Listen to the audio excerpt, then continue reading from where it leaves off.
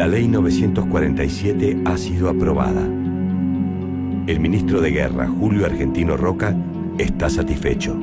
Ahora posee los recursos para iniciar su campaña, cuyo objetivo es ganar los territorios en manos de los pueblos originarios. La flamante ley también da marco para gestar esta expedición y se crea la gobernación de la Patagonia con cabecera en Mercedes de Patagones. El general Roca enlista a sus hombres para la misión. Creen que las armas vencerán la resistencia indígena. A medida que sus caballos avanzan, se escriben las primeras páginas de uno de los hechos más sangrientos del siglo XIX.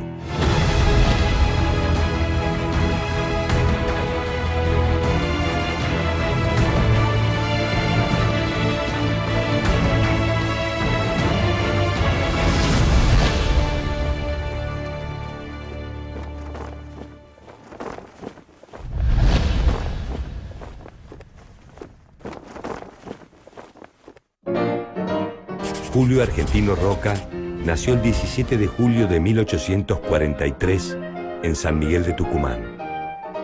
Su madre, Agustina Paz, eligió ese nombre en honor al mes de la independencia.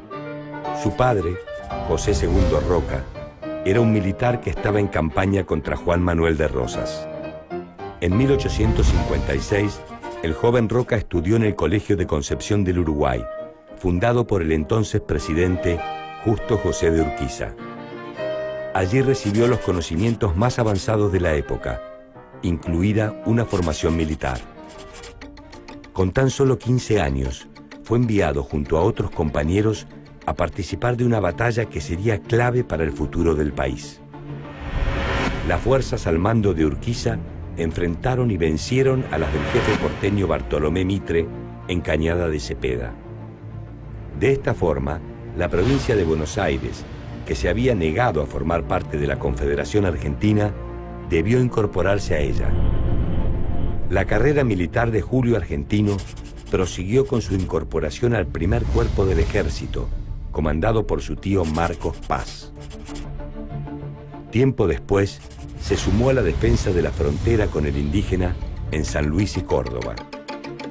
El ejército, por aquellos años, era un arma de control político por sobre las provincias, y Roca fue enviado primero por el presidente Mitre y luego por Sarmiento en misiones de pacificación.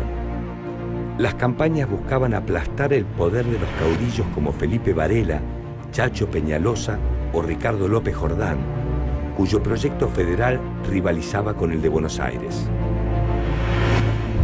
En 1872, y con solo 29 años, Roca ya era coronel y un experto militar que tenía bajo su mando el control de gran parte de la línea fronteriza que lo separaba de los indígenas. Ese mismo año se casó con Clara Funes Díaz, perteneciente a dos tradicionales familias cordobesas. De esta unión nacerán 6 hijos, 5 mujeres y un varón llamado igual que el padre. El matrimonio le permitió a Roca entrar en la política cordobesa de la mano de su concuñado, Miguel Juárez Celman. Con la asunción de un nuevo presidente, Julio Argentino Roca tomará una decisión que lo proyectará políticamente como nunca antes.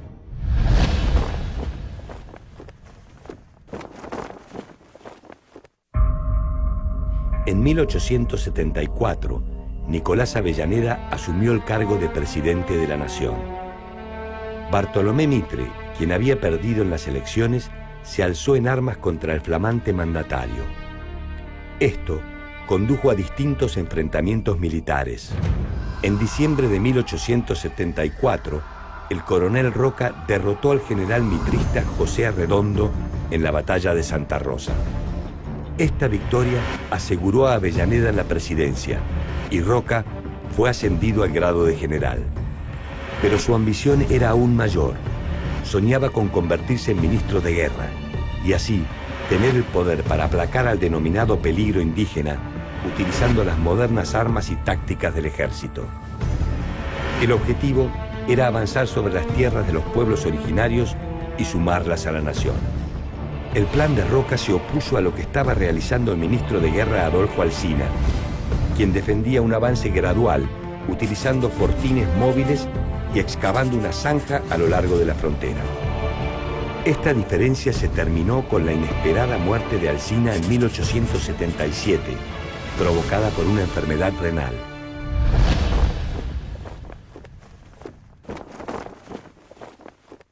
El 4 de enero de 1878, Roca recibió un telegrama de Avellaneda, en el cual se lo nombraba ministro de Guerra y Marina.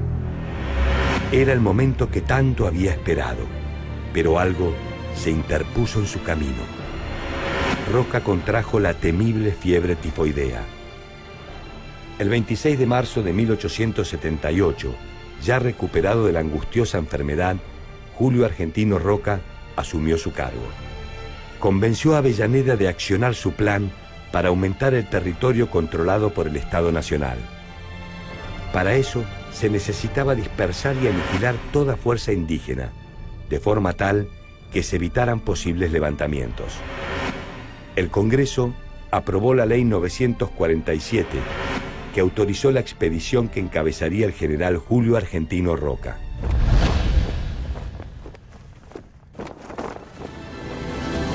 El 16 de abril de 1879 comenzó la llamada Conquista del Desierto. Junto con Roca y el ejército viajaron también miembros de la Academia Nacional de Ciencias y un grupo de sacerdotes. El objetivo era analizar las posibilidades productivas de las tierras y evangelizar a los indígenas. El 24 de mayo de 1879 finalizó la primera etapa de la conquista con la posesión de la margen septentrional del Río Negro. La campaña se extendió 5 años más, hasta lograr la conquista del resto de la Patagonia. Las comunidades originarias fueron reducidas y sus mujeres e hijos repartidos como sirvientes. La consecuencia de esta sangrienta campaña fue la apropiación de millones de hectáreas de tierra por parte del Estado, las cuales pasaron a ser propiedad de grandes terratenientes e inversionistas. Fueron utilizadas para la producción agrícola y ganadera. La dirigencia política había decidido que Argentina fuera proveedora de materias primas de las naciones extranjeras.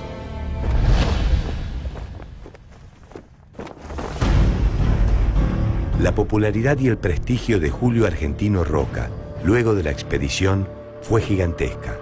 Gracias al impulso de su concuñado Juárez Celman y a los contactos políticos de Roca, poco a poco, los distintos grupos gobernantes de las provincias lo apoyaron en su candidatura presidencial, incluso el mismo presidente Avellaneda.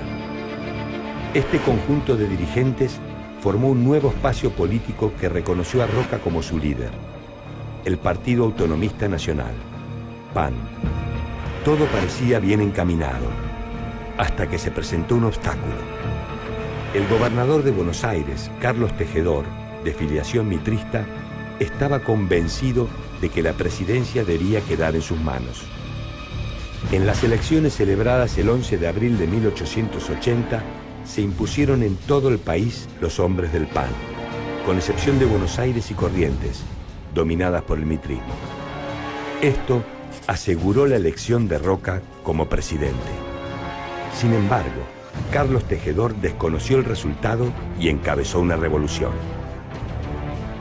El Ejército Nacional al mando de Roca entabló sangrientos combates en la ciudad de Buenos Aires. Finalmente, el levantamiento fue sofocado. A partir de ese momento, Roca ya tenía el camino liberado para convertirse en presidente.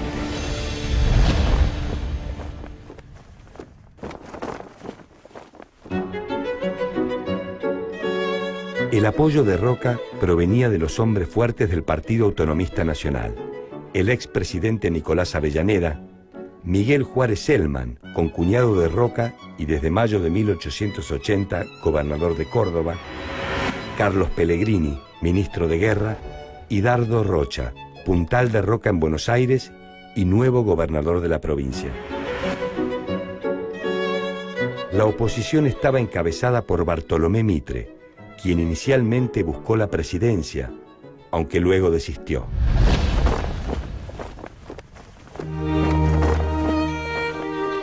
Entretanto, en el mundo, Inglaterra era la principal potencia económica y militar de la época. Su política era liderada por William Gladstone, impulsor y defensor del uso de la fuerza, para conseguir mercados que suministraran materias primas y para el consumo de los productos manufacturados ingleses. Era el tiempo de la llamada Segunda Revolución Industrial, en la cual la tecnología de punta eran la química y la electricidad. En otro punto de Europa, en la ciudad alemana de Berlín, circulaba el primer tranvía eléctrico. Por su parte, en Estados Unidos, la ciudad de Wabash era la primera en estar totalmente iluminada con energía eléctrica.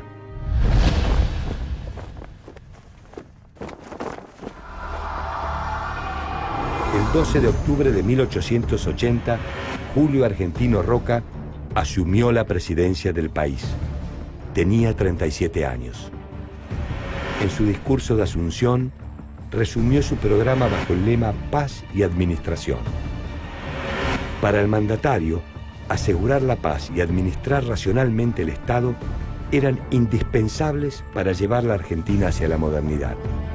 Para conquistar esa meta era necesario, por un lado, implementar un modelo agroexportador y, por otro, consolidar el papel del capital extranjero como proveedor de servicios financieros, de transporte y en el desarrollo de la infraestructura.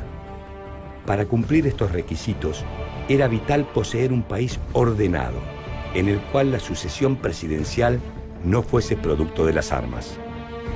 Junto con Roca llegó al poder la llamada Generación del 80, un grupo de destacadas figuras intelectuales y políticas. Entre ellos se encontraban Paul Grusac, Miguel Cané, Carlos Pellegrini, Eduardo Wilde, Dardo Rocha y Luis Sáenz Peña. Este grupo se consideraba el más apto para dirigir y gobernar la sociedad. Según ellos, el resto de la población no estaba aún preparada para ejercer sus derechos. Era necesario poseer un sistema que le permitiera al partido oficial perpetuarse en el poder y evitar las continuas revoluciones. Para lograrlo, hacía falta un partido hegemónico que se impusiera en las elecciones aún a costa del fraude y la manipulación de los electores. Una de las primeras medidas de Roca fue declarar oficialmente a Buenos Aires capital de la República. Torcuato de Alvear fue designado jefe municipal, quien inició un ambicioso plan de modernización y transformación urbana. Se construyó un nuevo puerto de la ciudad, se aprobó la construcción de la Avenida de Mayo y se crearon nuevas plazas y parques. Estas obras públicas fueron financiadas gracias al endeudamiento externo, lo cual generó grandes oportunidades de negocios para los contratistas. Las inversiones británicas en ferrocarriles, frigoríficos, bancos y tierras fueron las que más aumentaron. En 1881 se instituyó el Consejo Nacional de Educación y se nombró al frente a Domingo Faustino Sarmiento.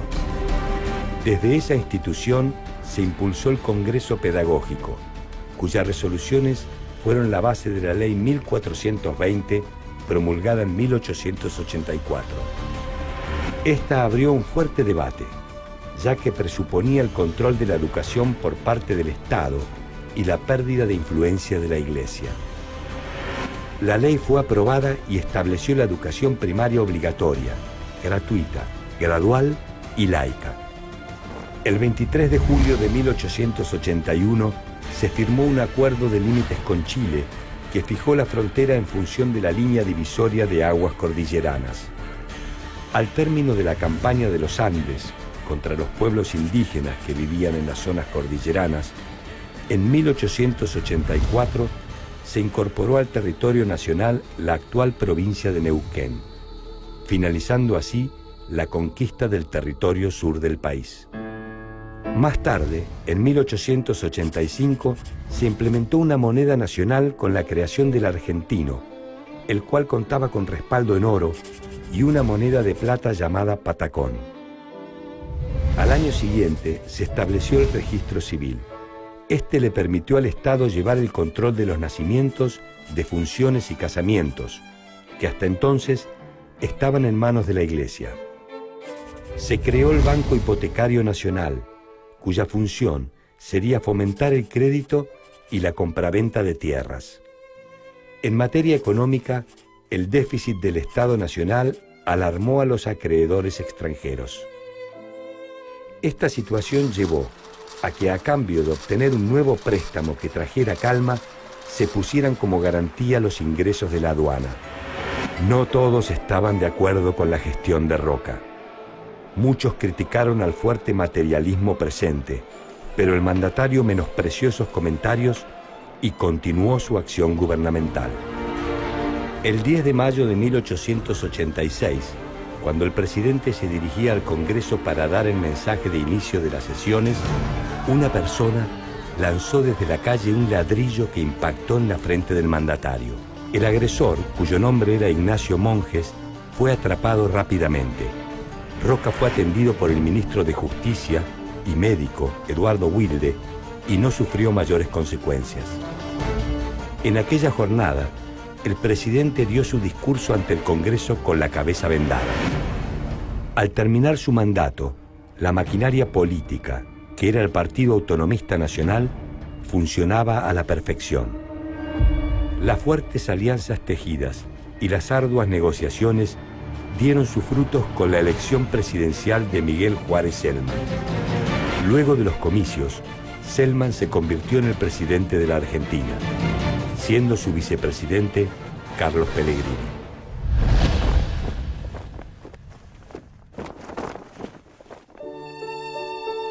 Al término de la presidencia, Roca fue nombrado senador por la capital. Parecía que su vida sería más tranquila, hasta que el 2 de mayo de 1890 ocurrió una tragedia personal. Su esposa, Clara Funes, falleció. Entretanto, en 1890, la situación económica y política del país llegó a un punto extremo. Por las calles de Buenos Aires estalló la denominada Revolución del Parque, impulsada por la Unión Cívica, partido al mando de Bartolomé Mitre y Leandro Alem. Ellos demandaban elecciones limpias y alternancia en el poder. La insurrección fue aplacada, pero la caída de Juárez Celman ya era inevitable. La falta de fondos para saldar la deuda externa, junto con la intensa crisis económica, lo dejó sin apoyo aún dentro de su propio partido. Esta crisis tuvo una gran repercusión internacional, sobre todo para Inglaterra y la Casa Bering, principales acreedores del Estado argentino. El presidente renunció y asumió el cargo el vicepresidente Carlos Pellegrini, quien nombró a Roca como ministro del Interior. Desde allí logró quebrar a la Unión Cívica, al proponer una candidatura de unidad para las próximas elecciones ante la grave situación política y económica. Mitre aceptó, pero Leandro N. Alem, el otro líder importante del partido, no lo hizo. Alem decidió fundar la Unión Cívica Radical. Roca tenía opositores dentro de su propio partido, como Roque Sáenz Peña, muy cercano a Juárez Celman. Para impedir su candidatura presidencial, Roca impulsó la de su padre, Luis Sáenz Peña, a comienzos de 1892. Por respeto a su progenitor, Roque dejó de lado sus ambiciones presidenciales momentáneamente. De esta manera, el hombre de Roca tenía el camino libre para la presidencia. Por este tipo de acciones políticas se ganó el apodo de Zorro. El gobierno de Luis Sáenz Peña era débil y se encontraba hostigado por distintos levantamientos radicales en el interior que tuvieron lugar a lo largo del año 1893. Roca fue designado jefe de la misión militar y se encargó de retomar el control de las provincias. Hacia 1896 preparó su nueva candidatura.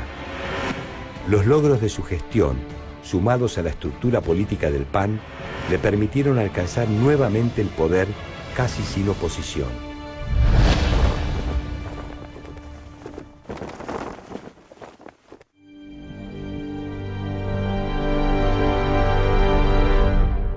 El El 12 de agosto de 1898, el Colegio Electoral designó nuevamente a Julio Argentino Roca como presidente de la República. Los conflictos fronterizos con Chile en el extremo sur, sobre todo en lo relativo al canal de Beagle y a los límites en Tierra del Fuego, continuaban sin resolverse. El estallido de una guerra era inminente. En busca de una solución, en 1899, el presidente Roca viajó a la Patagonia. Se entrevistó en Punta Arenas con su par chileno, Federico Errázuriz, a bordo del acorazado O'Higgins. Las negociaciones diplomáticas culminaron hacia 1902 con el llamado Pacto de Mayo. Este dio término a varias controversias sobre límites, y otras fueron sometidas al arbitraje del rey Eduardo VII de Inglaterra. La tensión con el país limítrofe había disminuido, pero Roca debía enfrentar otro problema. Los trabajadores de todo el país vivían y trabajaban en pésimas condiciones, sometidos a la voluntad de sus patrones. Gran parte de ellos eran extranjeros con ideas socialistas y anarquistas. En 1901 se formó la Federación Obrera Argentina, que aglutinaba a sindicatos anarquistas y socialistas. La respuesta del gobierno fue la llamada Ley de Residencia, sancionada en 1902, que permitía la expulsión de todo extranjero implicado en conflictos sociales o políticos. A pesar de que muchos la acusaron de inconstitucional, la ley se aplicó en las huelgas y muchos de los dirigentes y obreros participantes fueron expulsados del país. En busca de contrarrestar la influencia socialista y anarquista entre los trabajadores, Roca restableció en 1903 las relaciones con el Vaticano. A nivel económico, Roca intentó unificar la deuda externa.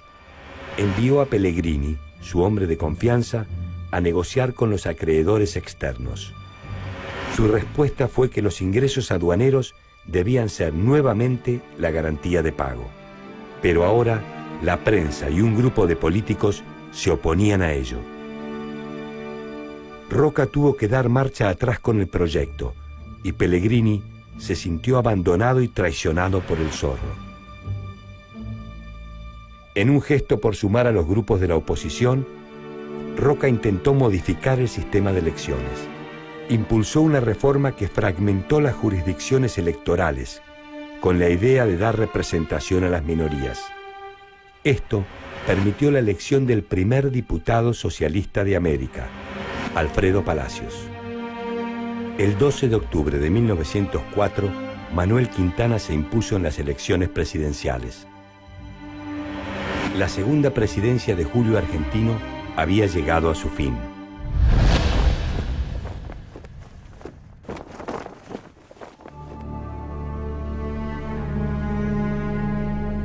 En 1913, Roca volvió a participar de la vida política.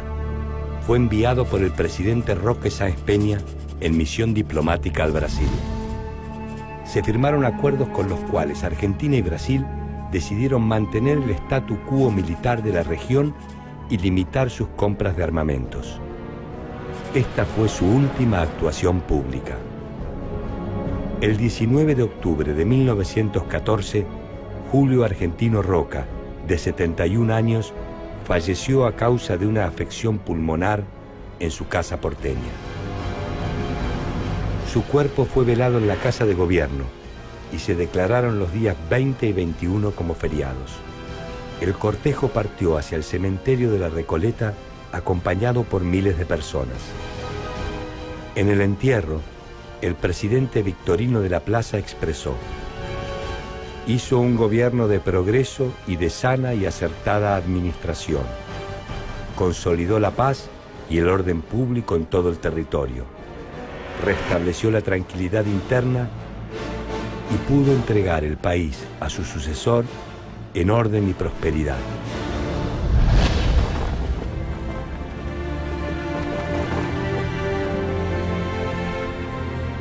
Roca fue intrépido en batalla y lúcido en sus discursos. supo impulsar un modelo agroexportador que creyó adecuado para la nación. Definió los límites de este país a costa de una sangrienta campaña que destruyó a los pueblos originarios. Defendió a capa y espada la modernización de la Argentina, dando un fuerte impulso a las obras públicas y a los adelantos tecnológicos. Pero también inauguró un sistema político conservador basado en el control de los electores y el fraude. Este fue Julio Argentino Roca.